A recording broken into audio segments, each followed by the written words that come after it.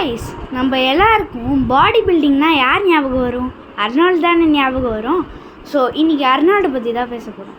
Arnold 1947 ஆஸ்திரியாவில் ஒரு சின்ன பையனாக பிறக்கிறாரு. அவருக்கு ஒரு பெரிய பாடி பில்டர் ஆகணும்னு ஆசை. அவரோட இன்ஸ்பிரேஷன் அப்போது கிரெக் பார்க்காக இருந்தார். அவர் அப்பா அவங்க சுற்றி இருந்த எல்லாருமே அவங்கள டீமோட்டிவேட் பண்ணாங்க. ஆனால் அவர் யாரையுமே காதில் வாங்கிக்காமல் அவர் முன்னேறாரு. 15 இயர்ஸில் அவர் ஜிம் ஜாயின் பண்ணார். ஒர்க் பண்ணி பாடி பில்டராகவும் ஆறாரு. அடுத்து ஆஸ்திரியாவில் ஒரு கவர்மெண்ட் ரூல் 18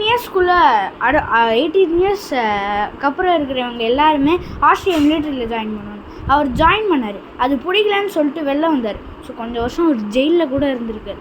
ஸோ அதுக்கப்புறம் அவர் மிஸ்டர் ஒலிம்பியா, மிஸ்டர் யூனிவர்ஸ் யூஎஸ்ஏல வின் பண்ணுறாரு. மிஸ்டர் ஒலிம்பியா 1 டைம் 2 டைம் இல்லை 7 டைம்ஸ் வின் பண்ணியிருக்காரு. அது ஒன் அச்சீவ்மெண்ட். அடுத்து ஒரு பிக் ஆக்டராக வரணும்னு சொல்லிட்டு ஆசைப்பட்டார். அதுக்கும் அவர் நிறைய டீமோட்டிவேட் பண்ணாங்க. ஆனால் டெர்மினேட்டர் அந்த மாதிரி நிறைய படத்தில் நடிச்சிருக்காரு. அடுத்து கவர்னராக இருக்கார்.